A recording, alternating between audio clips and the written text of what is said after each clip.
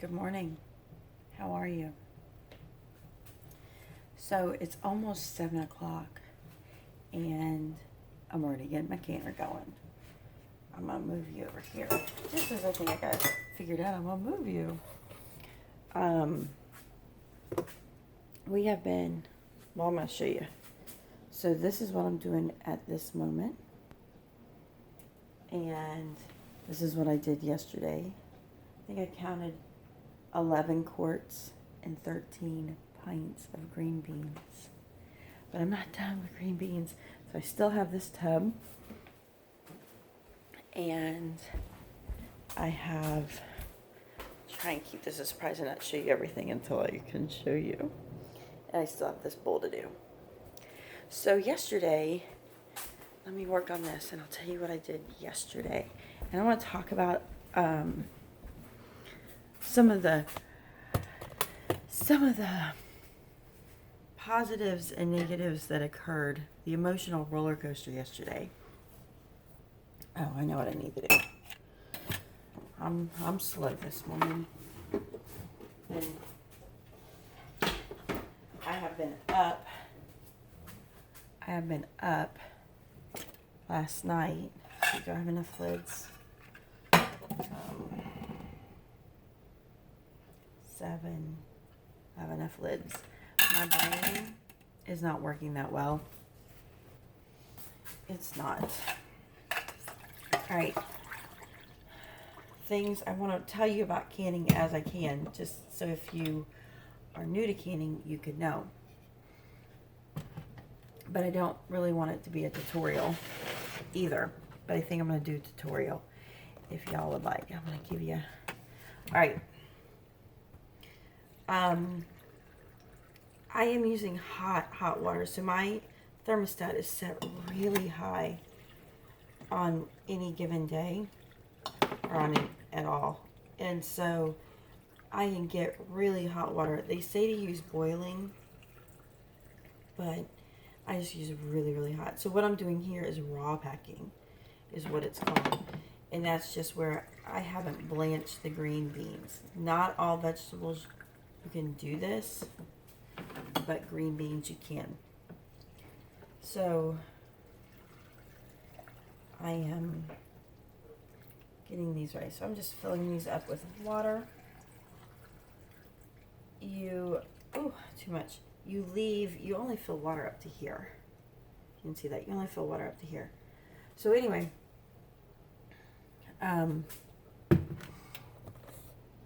give that a minute because I got to get my lids hot. I have to get my lids hot because I'm not using the new ball lids. I'm actually using a sleeve. I have about 50 left. Can you see that?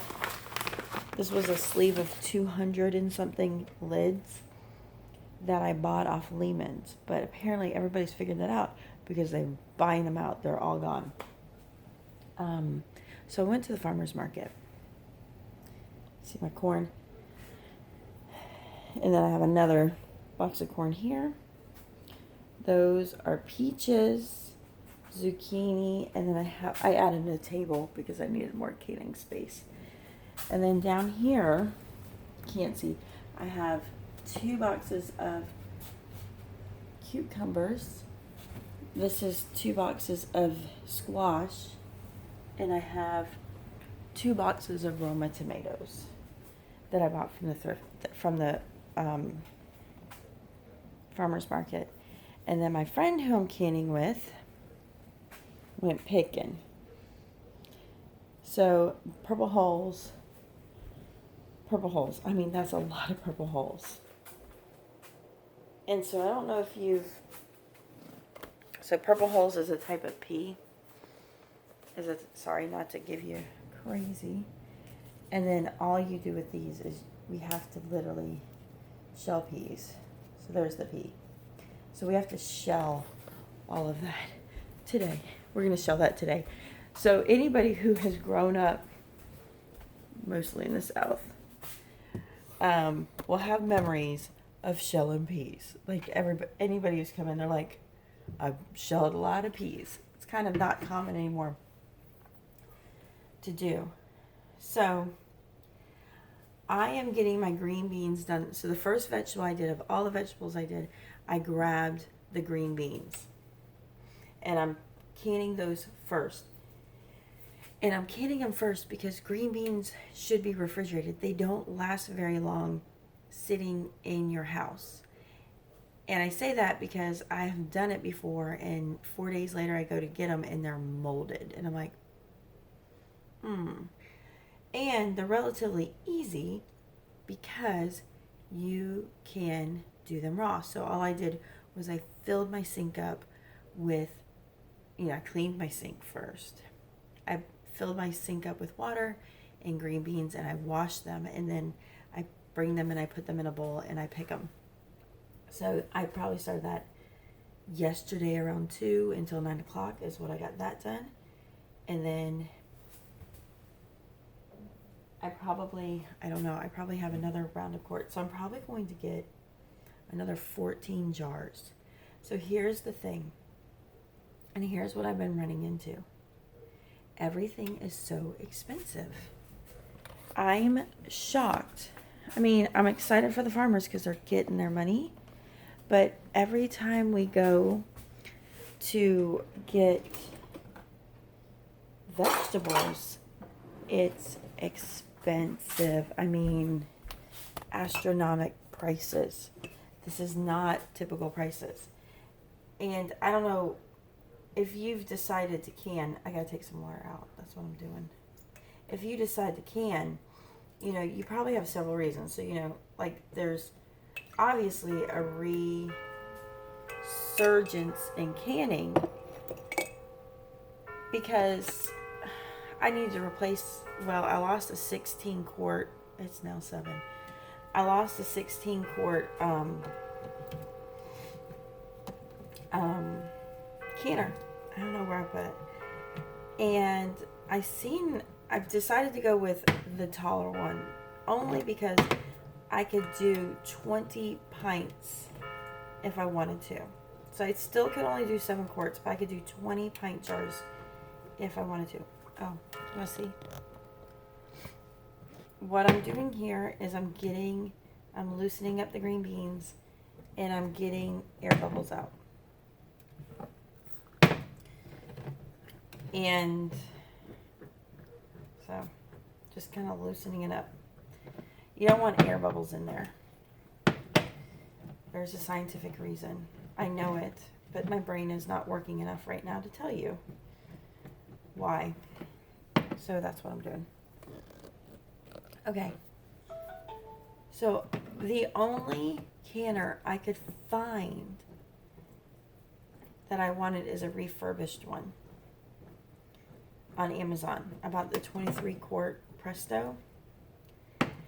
And I read reviews and they're like, oh, the ring and everything doesn't work. And it doesn't work. So it's going to work. I'm going to tell you, I have complete confidence it's going to work. I'm going to tell you why. This right here, the seal, you can buy a new one. You can go to Ace Hardware, you can go to Amazon, you can buy new rubber seals. This right here that pops up, if that doesn't work, you can buy a replacement for it. I mean, this is like, yay. You can buy a replacement of the part that sends it out. You can buy a replacement for that. If you lose your weight, you can buy a replacement. All the different pieces on your pressure canner, you can buy a replacement. So this one's going to come with a number gauge or a dial gauge on it. That's replaceable. Every part of the Presto canner is replaceable, so it's good. I think it's good. And so that's why I chose, they have those like really, really nice American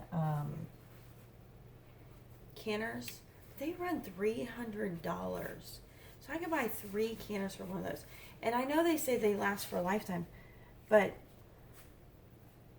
I've had mine for 10 years. And I've canned a lot.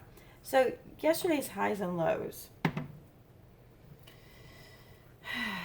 We one of the things I run into, and I told you, and just with everything that went on, I ignored my pantry. And I had canned items that were 10 years old. I mean, most of them were 4, 5. And the temperature, it was not a really good environment that it was controlled in. And here I am canning.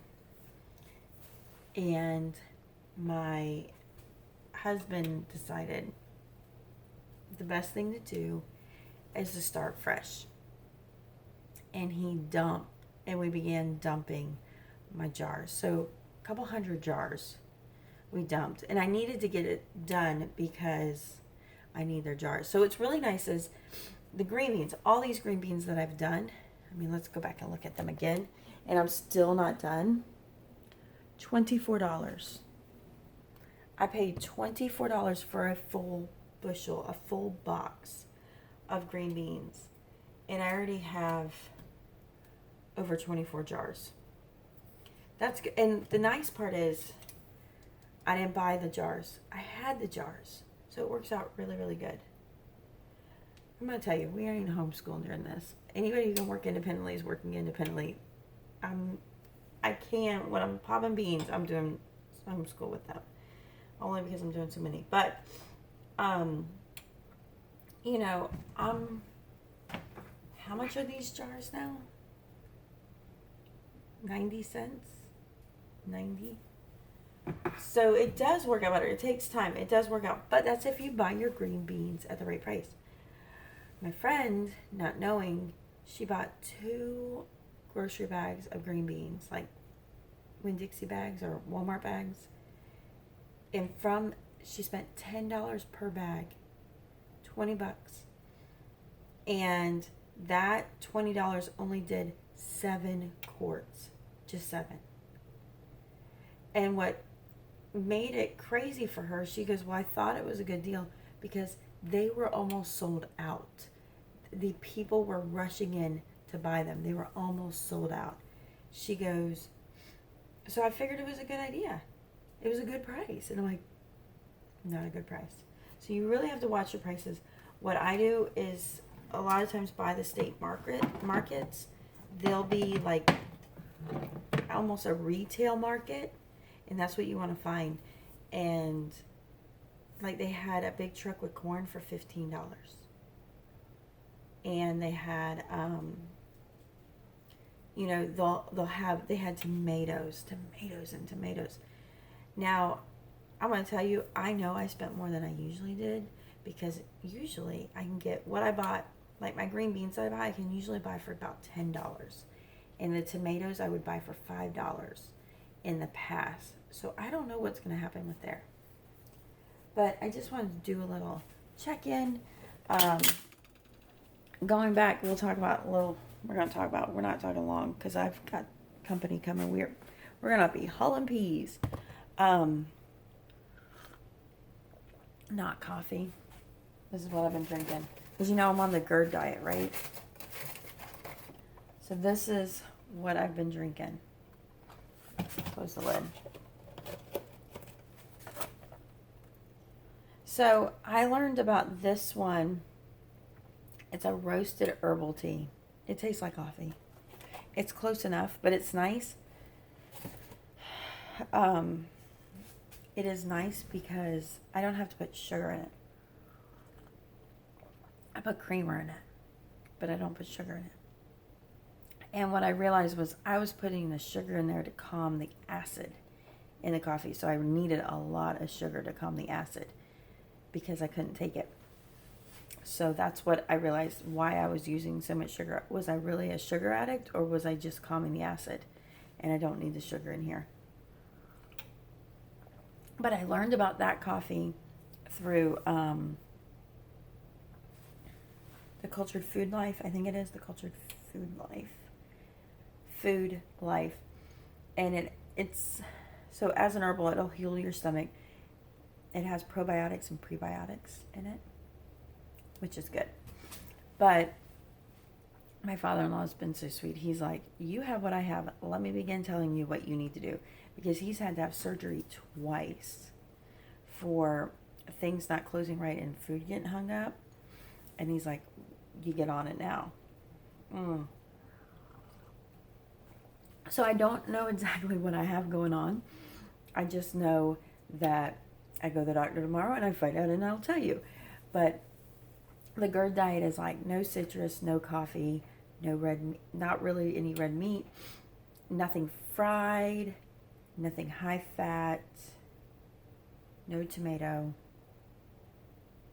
And I just feel miserable all the time. I'm going to tell you, I eat and I'm just like, ugh, sick to my stomach. So yesterday, maybe I'll do some GERD diet daily vlogs on how I've crashed and failed in success.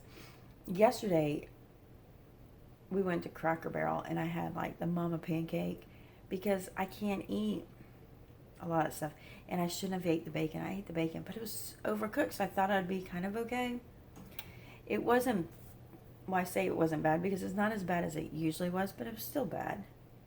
But I'll have water, I'll have pancakes, I'll have 2 eggs, 2 bacons. The bacon did me in. The acid's still in my throat. And then one of the things I really like having is I bought the chicken patties from Walmart that are breaded, and I have to be careful about those.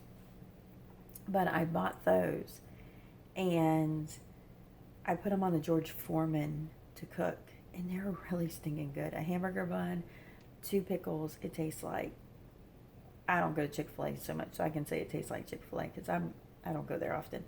It's far. And I had that, and I'm going to tell you, I ate some green beans. I probably ate a handful or 2 of green beans as I was snapping them because they were good. That's all I ate. That was yesterday's eating. And I'm not eating because I realize I feel better if I don't eat.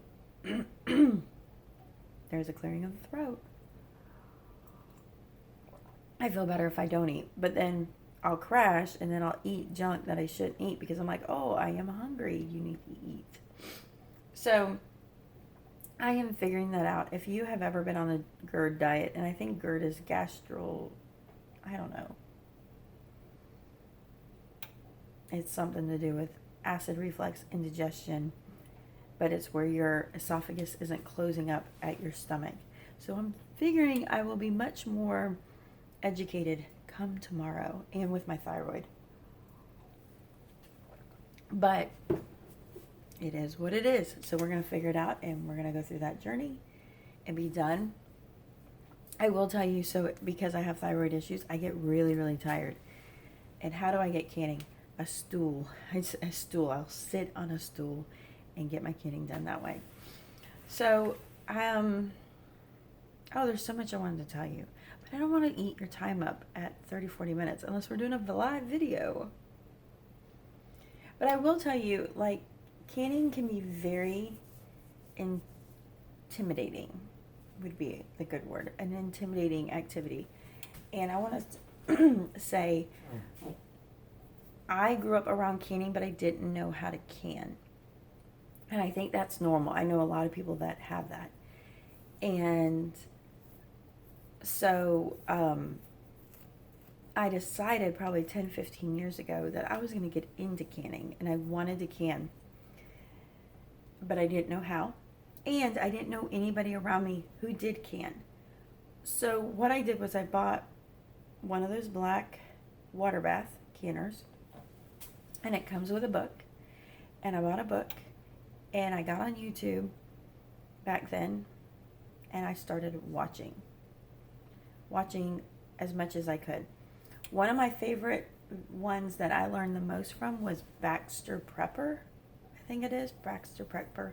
I don't know if she puts out new videos anymore. But I learned a lot of canning ins and outs from her. But a lot of your older YouTubes have really, really good videos on canning. So I learned to can from her. I also learned to can from Misty Prepper, but I don't know if she's still a channel anymore, or if she's there, or if there's something else. I learned from those two. I would watch those two, but the books will walk you through them, absolutely walk you through them. because, see, my house isn't up yet. So this one I consult a lot. And I'm going to tell you my favorite. This book right here, I consult the most. I mean, I know they have new ones. I'm not a big fan. I don't know where my boil bath one is. I'm going to be honest. That was gone probably 10 years ago. So this is my pressure canner book. And this is from 1974. I have a 1966 one, but I think the 1974 one is by far my favorite. By far. I know, it's a slow morning. But this will, so here's the thing. A boil bath, if it's high acid food, you can boil bath it. If it's low acid, you have to pressure can it. So I'm going to show you, like, it walks through, like, how to get your, like, there's the directions. It'll walk you through in the very beginning, like, how to use. Come on, focus. I don't think it wants to focus. But it just says raw pack. Pack raw beans tightly in clean, hot mason jars. Leave 1 inch ahead space. Cover with boiling water, leaving 1 inch space. Adjust jar lid. So that's in the jar. That's what I did. And then you're going to process 10 pounds of pressure. Pints 20 minutes and quarts 25. I have 1 pint in there, and the rest are quarts. I just do it for whatever's the maximum. But what I like about this book is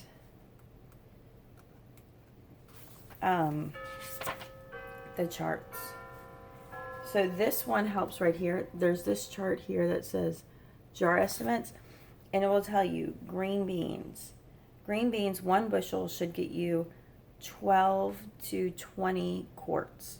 12 to 20 quarts, which is like phenomenal. Then approximate amount, so, and then each quart should have 1 to 2 pounds of green beans. So it tells you that for chicken, pork, okra, peas, potatoes, beets, beans, even apples if you want to do applesauce. And then they'll have a section for pressure canning.